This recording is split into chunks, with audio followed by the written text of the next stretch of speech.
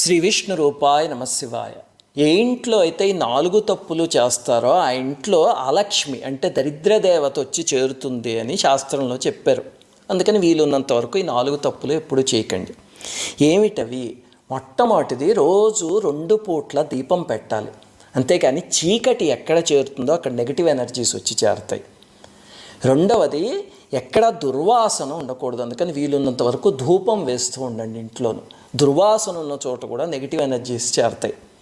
మూడవది, పరిశుభ్రత లేకుండా ఉండకూడదు. అంటే ఎక్కడ పడితే అక్కడ బూజులు, లేకపోతే మట్టి మురికి అలాంటివి కానీ, లేకపోతే చెత్త అవి బయట పాడేయకుండా, ఇల్లు ఉడుచుకోకుండా, బట్టలు అవన్నీ కుప్పల కింద పోసేసి ఇలాంటివి ఉన్న చోట అలక్ష్మి చేరుతుంది. అందుకని ఇల్లు అలా ఉంచుకోకండి. ఇంకా ముఖ్యమైనది, భార్యాభర్తలు ఎప్పుడూ దెబ్బలాడుకుంటూ ఉంటే ఆ ఇంట్లో దరిద్రం వచ్చి చేరుతుంది.